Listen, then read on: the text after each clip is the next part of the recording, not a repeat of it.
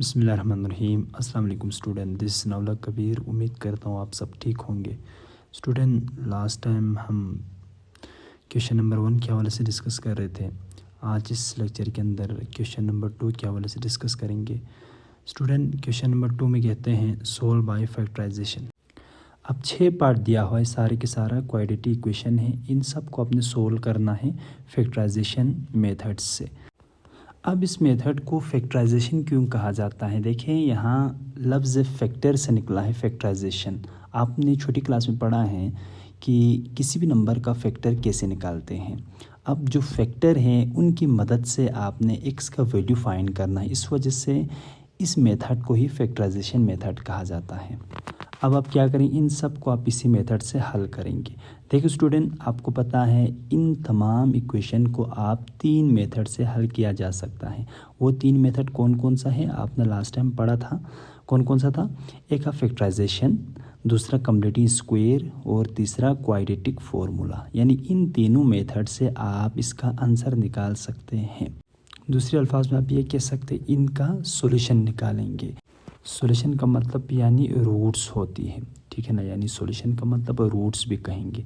यानी किसी भी इक्वेशन का कितना रूट्स आएगा, कितना सॉल्यूशन सेट आएगा, वो डिपेंड करता है यानी डिग्री ऑफ इक्वेशन के ऊपर। यानी जितना डिग्री होगी उतने ही उसके पास सॉल्यूशन आएगी। मिसाल के तौर पर मैंने यहाँ पे कुछ एग्जांपल लिखा हुआ है। अगर लीनियर हो यानी इसकी पावर 1 हो तो एक ही सॉल्यूशन आएगा, यानी एक ही रूट्स आएगा। अगर क्वाड्रेटिक हो यानी स्क्वायर वाला इक्वेशन हो तो 2 रूट्स आएगा।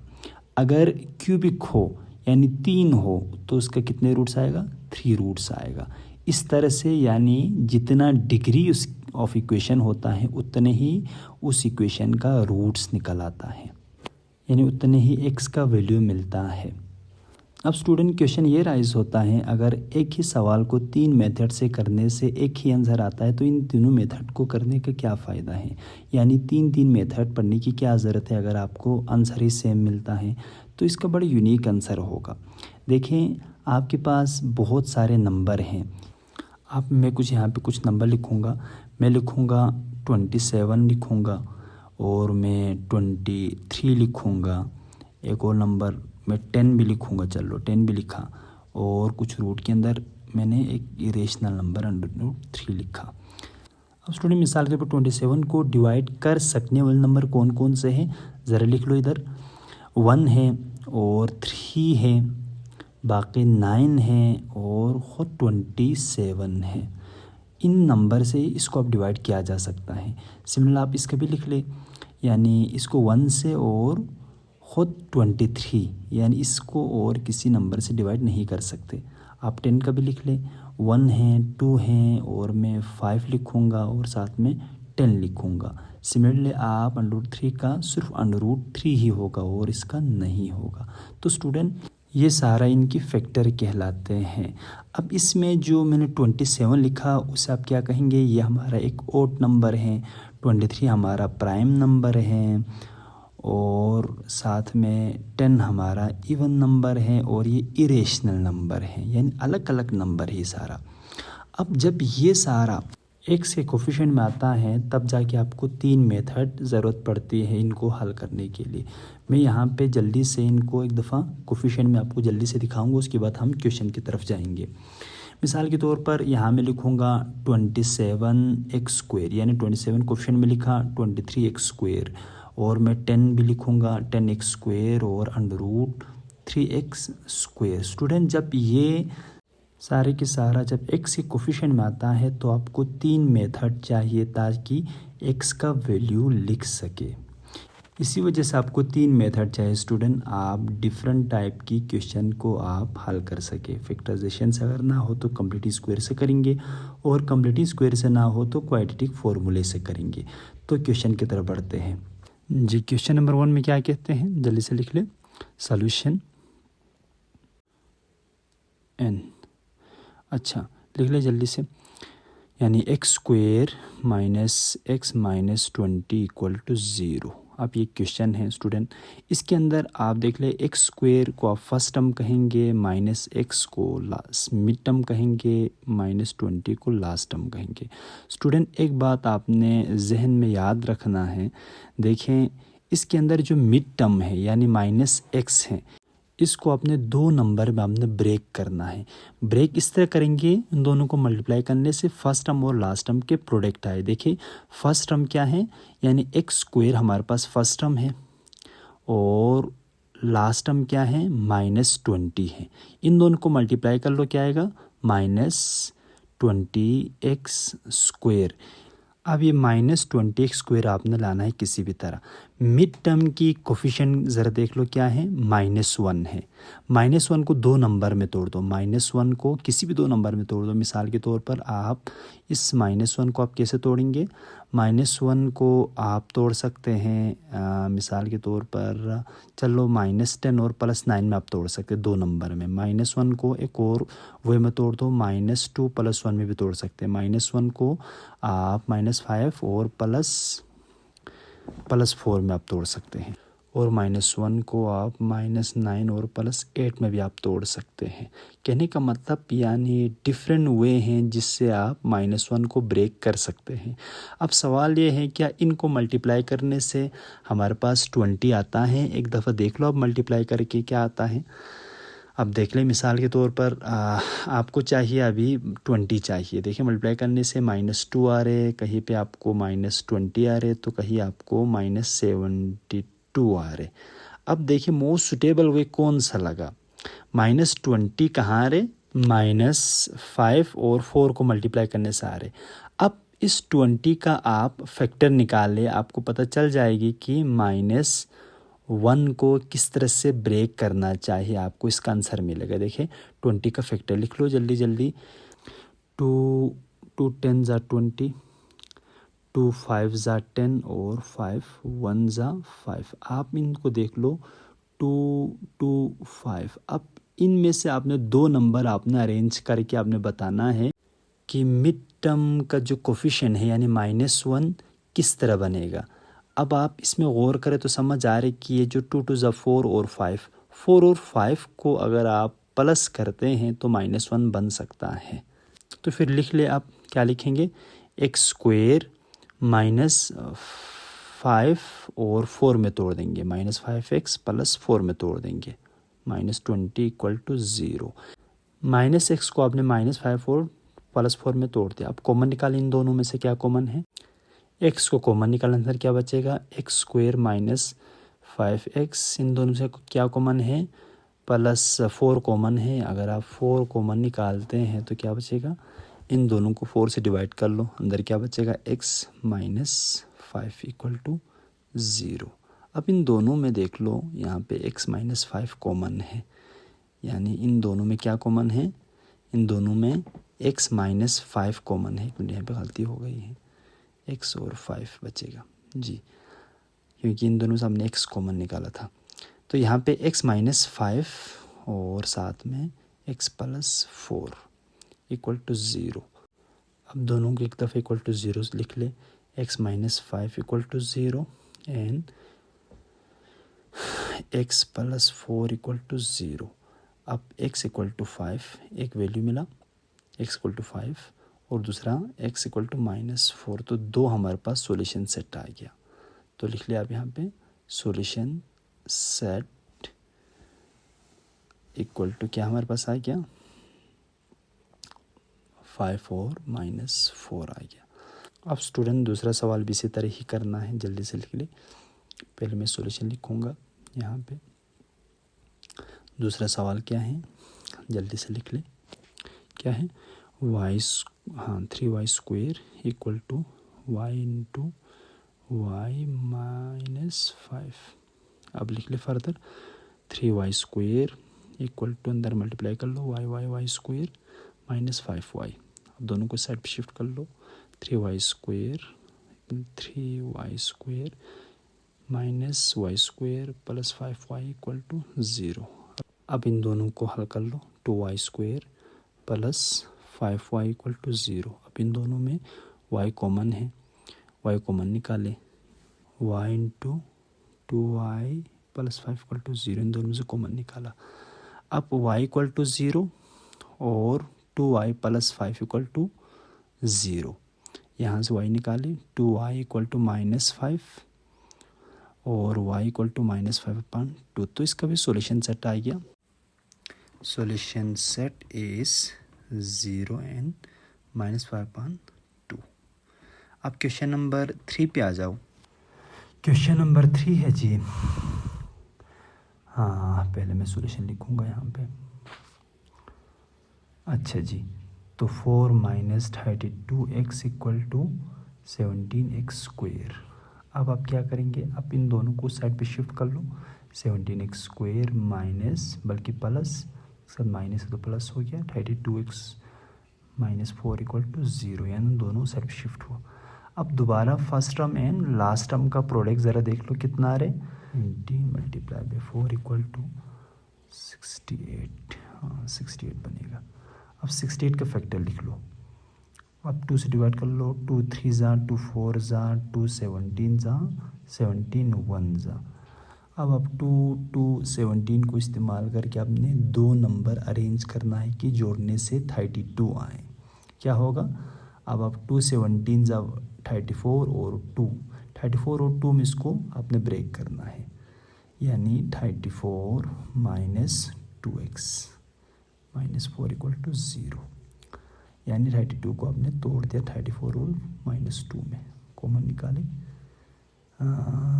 निकाले जी। 17x कॉमन निकालने से अंदर x प्लस 2, इन दोनों में से -2 कॉमन निकालो, x प्लस 2 इक्वल टू 0।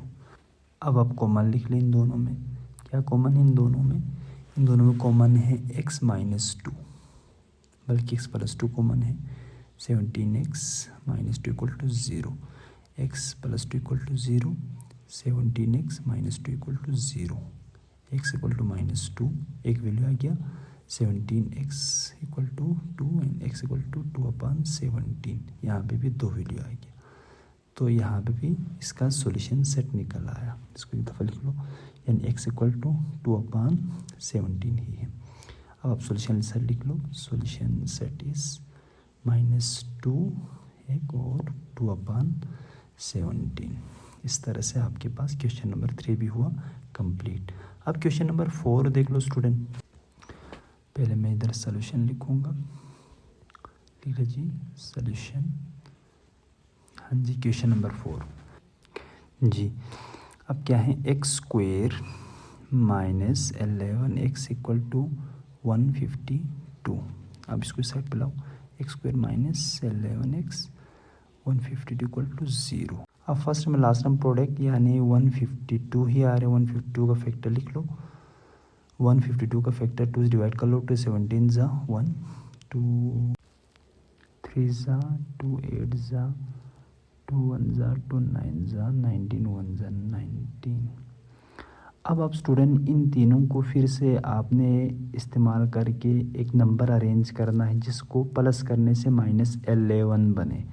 तो क्या करेंगे आप, 2 2 ज़ा 4, 4 2 ज़ा 8, 8 और 19 में आप इसको ब्रेक करेंगे, यानी 19 और 8 में इसको आप ब्रेक कर ले। -152 इक्वल टू 0।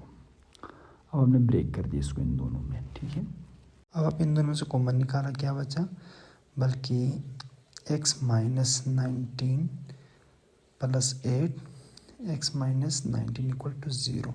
19 इस वजह से क्योंकि 152 को 8 पे डिवाइड करने से 19 ही बचेगा। ठीक है, इस वजह से बाकी x - 19 कॉमन है और x प्लस 8 इक्वल टू 0, दोनों को इक्वल टू 0 कर लो। Equal to 0, x plus 8 equal to 0, x equal to 19, एक वैल्यू इधर आ गया, x इक्वल टू -8 इधर आ गया। तो दो सॉल्यूशन आ गए इसके इधर। सेट इस क्या हमारे पास आ रहे, एक 19 आ रहे, दूसरा -8 आ रहे। ये वो है क्वेश्चन नंबर 4 कंप्लीट। अब क्वेश्चन नंबर 5 की तरफ देख लो स्टूडेंट। अब क्वेश्चन नंबर 5 लिख ले जी। इधर मैं लिखूँगा सॉल्यूशन जी। क्वेश्चन नंबर 5 जल्दी से लिख ले। x + 1 divide by x plus, sorry जी ये गलत हो गया, बल्कि इसको पर लिख लो x divide by x plus 1 equal to 25 divide by 12। अब इन दोनों के एलसीएम लिख ले। एलसीएम क्या रखेंगे, इन दोनों का प्रोडक्ट रखेंगे x इंटू एक्स प्लस 1। अब क्रॉस मल्टीप्लाई कर लो, x प्लस 1 का whole square plus X square equal to 25 divide by 12। अब फॉर्मूला खोलो, X square plus 2x plus 1 plus X square जी डिवाइड बाई इसको पहले मल्टीप्लाई कर लो, X square plus X equal to 25 divide by 12। अब further हल कर लें, इन दोनों को हल करने से 2x square plus 2x plus 1। अब आप इसको क्रॉस कर ले डायरेक्ट, 12 को इस साइड पे लिख लो, 25 into x square plus x. अब इसको मल्टीप्लाई कर लें, अंदर मल्टीप्लाई करने से क्या होगा, 24x स्क्वायर प्लस 24 ही आएगा plus 24x plus 12 equal to 25x square plus 25x। इसको फर्दर हल कर ले, इन दोनों को अभी साइड पे शिफ्ट कर लो, दोनों का साइन चेंज होगा। 24x square plus 24x plus 12 minus 25x square minus 25x equal to 0। अब इन दोनों को हल कर लो, इन दोनों को हल करने से माइनस एक्स स्क्वायर, इन दोनों को हल से माइनस एक्स, और इन दोनों को हल करने से plus 12 equal to 0। Minus common, x square plus x plus बल्कि माइनस 12 इक्वल टू 0। माइनस को भी साइड पे शिफ्ट करके उसको भी 0 कर दिया इक्वल टू 0। अब दोबारा से मिड टर्म ब्रेक करेंगे, यानी 12 का फैक्टर लिख लो। 12 का फैक्टर लिखने से क्या होगा जी, 12 का फैक्टर लिख लो, 2 6 ज़ा, 2 3 ज़ा और 3 1 ज़ा। अब 2 2 ज़ा 4 और 3 4 और 3 में इसको ब्रेक कर दो, x square plus 4x minus 3 minus 12 equal to 0। Common, x common है, x प्लस 4 माइनस 3 कॉमन है, x प्लस 4 इक्वल टू 0 जी। x प्लस 4 कॉमन है और x माइनस 3 इक्वल टू 0, तो x plus 4 equal to 0, x minus 3 equal to 0, यानी x equal to minus 4 एक value इधर, x equal to 3 एक value इधर। तो लिख लो जी सॉल्यूशन सेट, एक माइनस 4 जी, दूसरा 3 आ गया। इसी के साथ ये क्वेश्चन भी ख़त्म।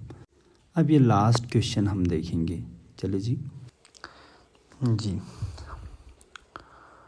अब 2 divide by x minus 9 equal to 1 upon x minus 3 minus 1 upon x minus 4। Question number 4।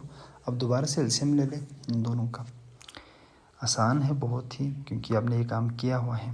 2 divide by X minus 9 equal to, इन दोनों का एलसीएम आप इन दोनों का प्रोडक्ट रख लो, x minus 3 into x minus 4।